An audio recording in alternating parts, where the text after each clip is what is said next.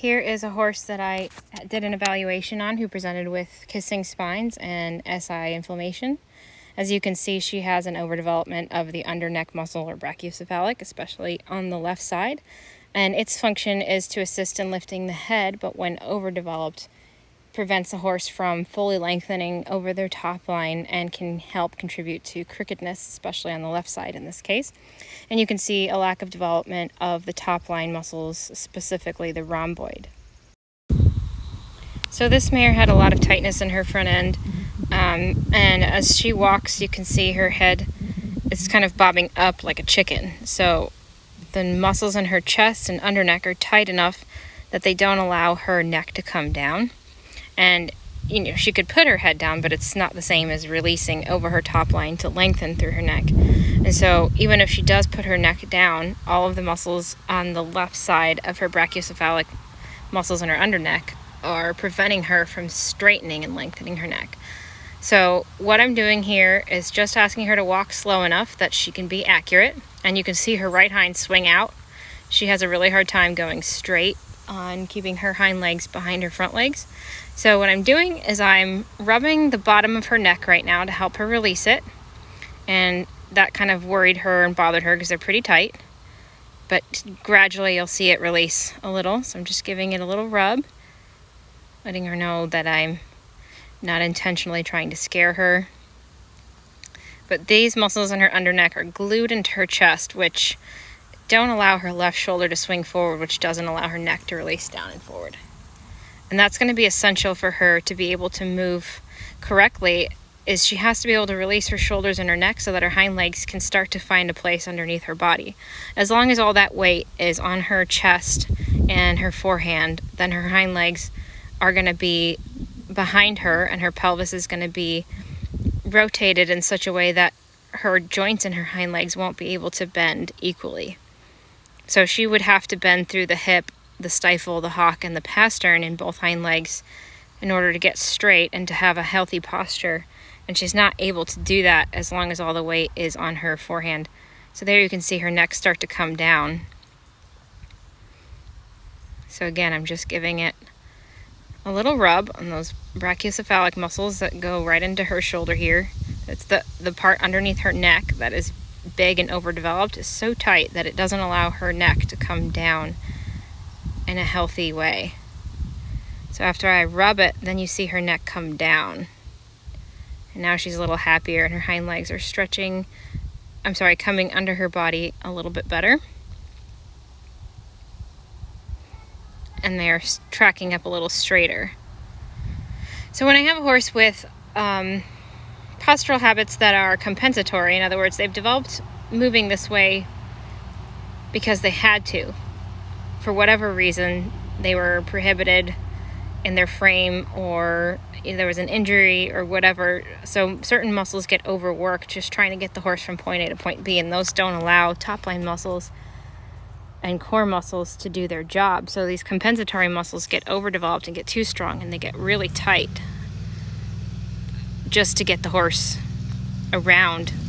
And so they get really tight and sore and cranky. There you see her square up for the first time too. So I don't really teach horses to square up, but they start to square up more and more as their bodies get a little better understanding of how to move in a healthy way. So then I'm just doing it from the other side. And all I'm asking her to do is to just walk in a slow enough tempo that she can start to find a place for her hind legs as she's able to. There, she squared up for the second time. So that each hind leg can experience coming under and flexing through those joints. So it doesn't have to be fast, doesn't have to be anything crazy. People always tell me that they want to get the horse working from behind and lifting their back, but what does that actually mean? So in order for them to lift their back, they have to bend equally through both hind legs. And most horses have a strong side and a weak side. And in this case, the horse's left shoulder is very strong, and that means that the diagonal opposite hind leg, which is pretty common, in this case the right hind, is extra weak. So when she leans on her left shoulder, her right hind falls to the outside of the track and doesn't do any work. and that causes her sacrum to be rotated, which means all of the concussion from her body and the rider's body are going into her low back. So naturally that makes for one pretty unhappy horse. And a horse who's not in balance and who's in pain is not going to be reliably safe. It's only a matter of time until something, you can see her right hind track up a little shorter than the left. It's just not quite used to bearing weight. And that's again why I'm doing this so slowly. And I'm trying to do this in a way that feels good for her, that doesn't scare her, that she's capable of doing. And in order to get those hind legs to come under the body and lift the back, I have to loosen the front end. So when we talk about postural rehabilitation, which is different than teaching a horse for the first time how to carry themselves, we're talking about rehabilitating a posture that she has developed which isn't healthy. So her neck drop as her under neck releases more. And there I'm rubbing her pole. Now she's starting to love this. Anyway, when we're rehabilitating posture, we have to find what areas are preventing the energy from moving through the horse. And in this case, the horse's front end is so tight and in the way that she can't ever lift her back or drive from behind until these muscles are loosened up and taken out of the way. And now you can see she's a lot happier. She's got a better bend in her neck. She's got a better bend in her body. She's moving much more fluidly. She's starting to move with her front legs as if they're moving through water instead of slamming down to the ground. So we want those front legs to have suppleness, to have control, and the hind legs to be able to come under her body and bear weight. So they come under and push, and under and push, under and push, and under and push. And in her case, they've been sort of trailing out behind her for who knows how long. So I just loosen up a little and then ask her to find that feeling in motion, and loosen up and ask her to find, see her square up again. So she's starting to find the four corners of her body and starting to feel pretty good. I don't like to get on the horse and make them go into a frame, and it wouldn't work anyway if there's compensatory muscles that are in her way. I like to show them how looseness feels good, how balance feels good, and how they can find that feeling their own and make it their own. Then I don't have to use heavy aids or restraining aids.